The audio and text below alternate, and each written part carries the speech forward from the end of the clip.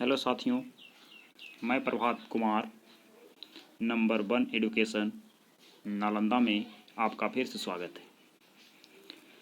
मैंने पिछली कक्षाओं में परमाणु संरचना के कुछ प्रश्न लेकर उपस्थित हुए थे और कुछ प्रश्न शेष रह गया था, इसीलिए मैं भाग 2 मतलब दूसरा यानी और जो 35 तक मैंने बताया था और 35 के बाद आज लगभग मैं 72 तक प्रश्न लेकर उपस्थित हुआ हूँ। यह पहले जो कक्षा में मैंने इसके पहले जो वीडियो बनाए थे, मुझे आशा है कि वह वीडियो आपको पसंद आया होगा। चलिए, क्या था चैप्टर का नाम था परमाणु संरचना था।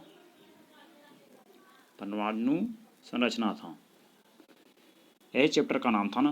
यानी पिछले कक्षाओं में मैंने परमाणु संरचना के 35 प्रश्न लेकर उपस्थित हुए थे और 35 प्रश्न से ज़्यादा मतलब लगभग 72 प्रश्न है। यानी 35 से लेकर मैंने पिछले कक्षाओं में 35 बताया था और 35 के बाद आज मैं 72 तक प्रश्नों को आपके सामने सोल्व करूंगा।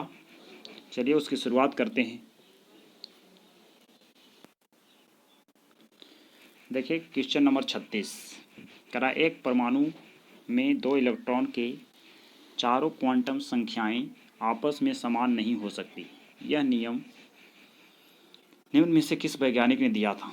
इस नियम को वैज्ञानिक पॉली ने दिया था। ऑप्शन नंबर बी, यानी इस वैज्ञानिक का नियम कौन दिया था? पॉली ने दिया था।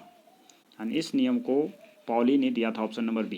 क्वेश्चन नंबर 37 करा क्या कि रासायनिक तत्व के अणु के संदर्भ में चुंबकीय क्वांटम संबंध रासायनिक तत्व के अणु के संदर्भ में चुंबकीय क्वांटम संख्या का संबंध है। पहला है अभिविन्यास से, आवृत्ति से, आमाप से, चक्रण से। इसका राइट आंसर है डी, मतलब चक्रण से इसका संबंध है। क्वेश्चन नंबर 38 क्या करा कि क्वांटम संख्या जो किसी कक्षा में अंतरिक्ष में अभिविन्यास की दिशा भी निर्दिष्ट करता है, वह क्या कहलाता है? मुख्य क्वांटम संख्या, कक्षीय क्वांटम संख्या, चुंबकीय क्वांटम संख्या, परचक्रण क्वांटम संख्या। तो यह कहलाता है चुंबकीय क्वांटम संख्या, यानी option number C. Question number 39 का रहा है, किसी तत्व के रासायनिक गुण निम्न में से कौन तय करता है? प्रोटॉन की संख्या, प्रोटॉन की संख्या, दूसरा ऑप्शन इलेक्ट्रॉन की संख्या, तीसरा न्यूट्रॉन की संख्या, चौथा उपयुक्त सभी। तो इसका राइट आंसर है इलेक्ट्रॉन की संख्या होती है जो आपके रासायनिक गुणधर्म को तय करती है। क्वेश्चन नंबर 40, किसी परमाणु की बाह्यतम कक्षा में कितने इलेक्ट्रॉन रह सकते हैं? 2, 8, 18, कोई निश्चित सीमा नहीं है। तो हम जानते हैं कि किसी भी परमाणु के बाह्यतम कक्षा में अधिकतम से अधिकतम 8 इलेक्ट्रॉन रह सकते हैं। यानी इसका राइट आंसर क्या है? बी, यानी option number B. Question number 41, एक परमाणु में 9 इलेक्ट्रॉन, 9 प्रोटॉन, 10 न्यूट्रॉन है, तो उसकी द्रव्यमान संख्या क्या है? तो द्रव्यमान संख्या बराबर सूत्र होता है, द्रव्यमान संख्या अगर पूछा जाए तो होता है ए प्लस जेड होता है। ए प्लस यानी कि परमाणु द्रव्यमान को अगर संख्या निकाला जाता है तो प्रोटॉन की संख्या प्लस बात की जाए तो प्रोटॉन की संख्या जो होती है, प्रोटॉन की संख्या इलेक्ट्रॉन की संख्या के जब जोड़ देते हैं तो ही आपका द्रव्यमान संख्या होता है। लेकिन प्रोटॉन और इलेक्ट्रॉन दोनों बराबर होते हैं, यानी पी जितना होगा उतना ही यू होगा। द्रव्यमान संख्या जो होती है अगर निकालना होता है तो द्रव्यमान संख्या को ए से सूचित करते हैं और परमाणु संख्या को जेड सूचित करते हैं। तो ए में से जेड को घटा देंगे तो आपका परमाणु संख्या मतलब न्यूट्रॉन की संख्या निकल जाएगा। तो पहला ऑप्शन आपका ए है, दूसरा बी है। बी में पहला ऑप्शन में 9, दूसरा में 10, तीसरा में 18, चौथा में 19। तो इसका आंसर होगा आपका डी, यानी इसका आंसर क्या होगा? डी, यानी 19।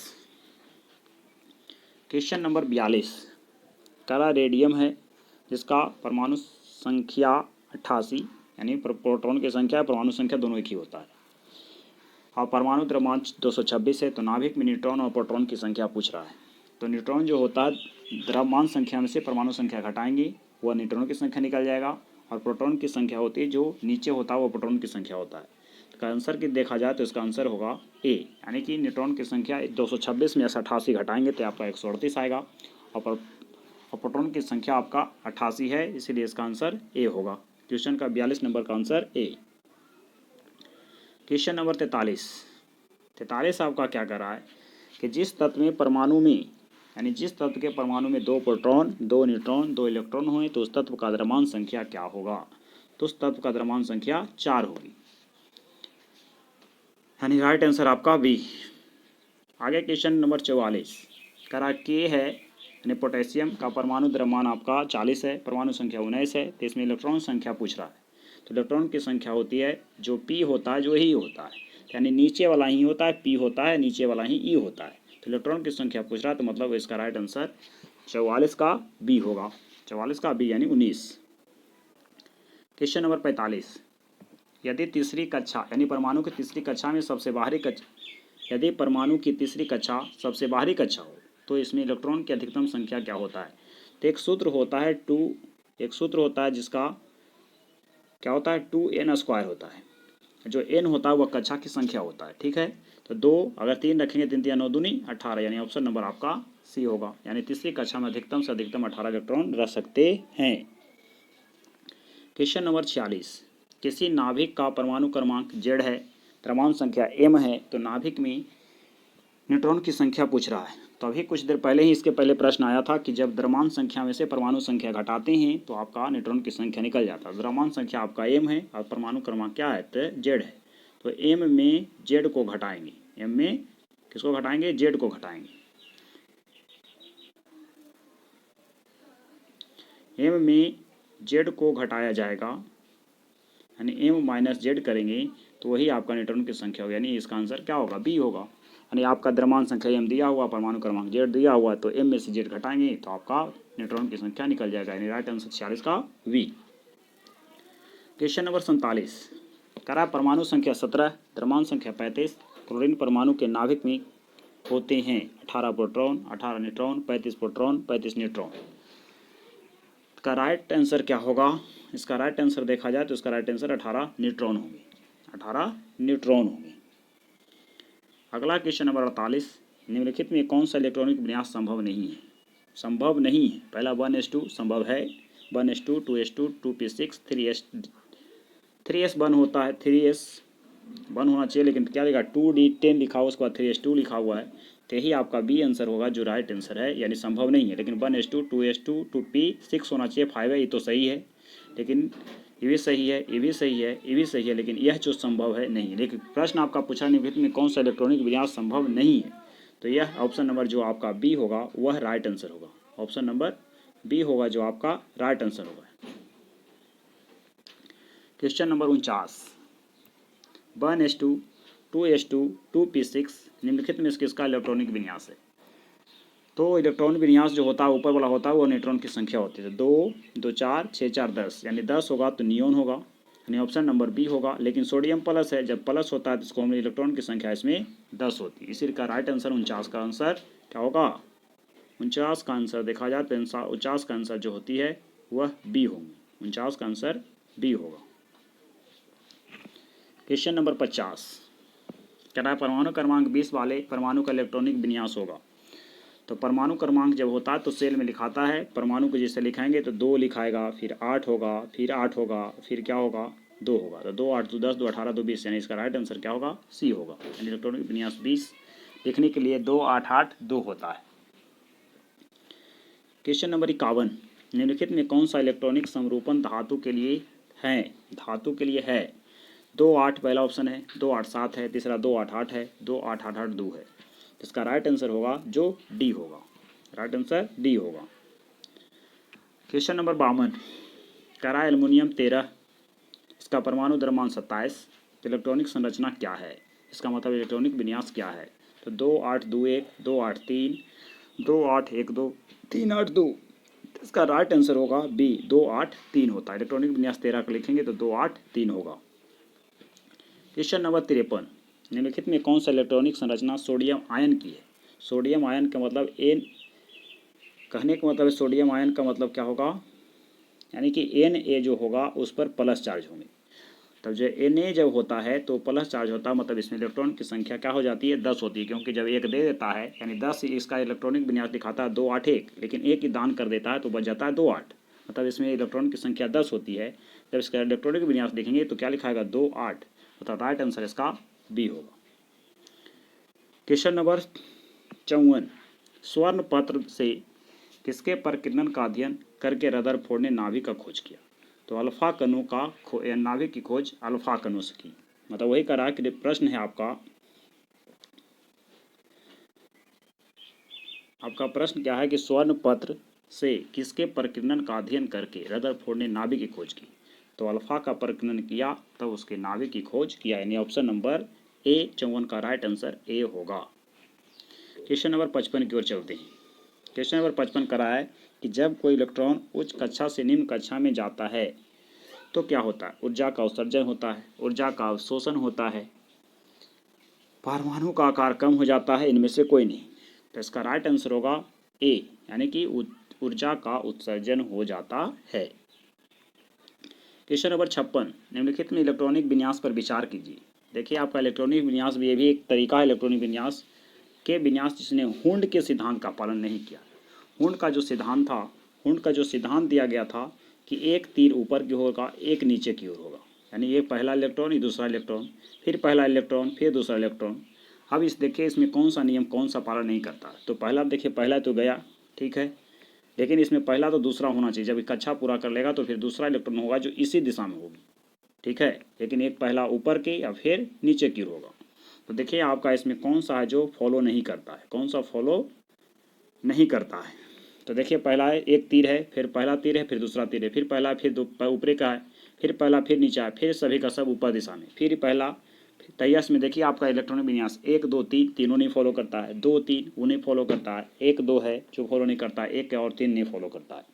कौन सा पालन नहीं करता है? तो जो इसका आंसर है आपका क्या होगा, डी होगा, जो 1 और 3 पालन नहीं करता है, 2 होता है जो पालन करता है। क्यों अभी बताया गया कि सबसे पहले ऊपर की होगा फिर नीचे की होगा। देखिए पहला ऊपर नीचे, क्योंकि इतना ही इलेक्ट्रॉनिक विन्यास इसका है 1 2 3 4 5 6, यानी जिसका परमाणु संख्या 6 है उसका इलेक्ट्रॉनिक विन्यास इस प्रकार से लिखा जाएगा। 1 और 3 फॉलो नहीं करता है। आय करा है सोडियम परमाणु के कोर इलेक्ट्रॉन की संख्या क्या होगी? सोडियम परमाणु में कोर इलेक्ट्रॉन, तो सोडियम का लिखेंगे, अगर इलेक्ट्रॉनिक विन्यास लिखा जाएगा तो लिखाएगा 2 8 1, 2 8 1। जो बाहर वाला होता है वह संयोजी इलेक्ट्रॉन होता है, जो अंदर वाला होता है वो कोर इलेक्ट्रॉन होता है। तो इसका 2 8 को होगा तो ऑप्शन नंबर क्या होगा, बी, ऑप्शन नंबर डी, यानी कि 10 होगा, यानी कोर इलेक्ट्रॉन कितने होंगे, 10 होंगे। यानी कोर इलेक्ट्रॉन आपसे पूछा नहीं, सोडियम परमाणु में कोर इलेक्ट्रॉन की संख्या कितने होंगे, तो कोर इलेक्ट्रॉन संख्या 10 होगा, यानी ऑप्शन नंबर डी। प्रश्न संख्या 58, किसी परमाणु का इलेक्ट्रॉनिक विन्यास 2 8 2 है, इसमें संयोजी इलेक्ट्रॉन की संख्या क्या है? देखिए आपको अभी बताया गया कि जो संयोजी इलेक्ट्रॉन होता है वो बाहर का जो कक्षा में होता है वो संयोजी इलेक्ट्रॉन होता है। तो पहला ऑप्शन 10 है, दूसरा 12 है, तीसरा सी 8 है, चौथा डी में आपका 2 है। इसका राइट आंसर क्या होगा, डी होगा, यानी संयोजी इलेक्ट्रॉन जो होती है बाहर के कक्षा में जो होता है उसे संयोजी इलेक्ट्रॉन कहते हैं।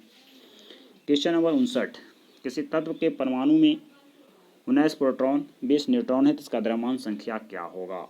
इसका द्रव्यमान संख्या क्या होगा? तो P + E जोड़ दीजिए, तो 20 + 39 यानी 20 + 39, तो आप जोड़ेंगे तो क्या आएगा 39, यानी 20 + 19 जोड़ना है, सॉरी 20 + 19 जोड़ना है। तो 20 + 19 जोड़ेंगे तो आपका क्या होगा 39, इसका राइट आंसर ए होगा। क्या होना है, क्या जोड़ना है इसको, 20 को जोड़ना है प्लस 19 को जोड़ना है। 20 + 19 को जब जोड़ेंगे तो आपका द्रव्यमान संख्या निकल जाएगा, 20 + 19 जोड़ेंगे तो आपका 39 होगा, यानी राइट आंसर ए होगा।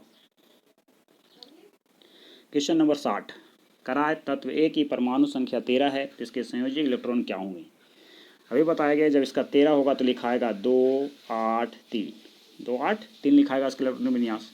यह जो दोनों होता है वह कोर इलेक्ट्रॉन होता है, बाहर वाला होता है जो संयोजी इलेक्ट्रॉन होता है। तो इसका राइट आंसर क्या हो गई, देखा जाए तो अभी लिखा है तो इसका राइट आंसर डी होगा, राइट आंसर डी, यानी 60 का आपका आंसर डी होंगे, यानी संयोजी इलेक्ट्रॉन 3 होगा।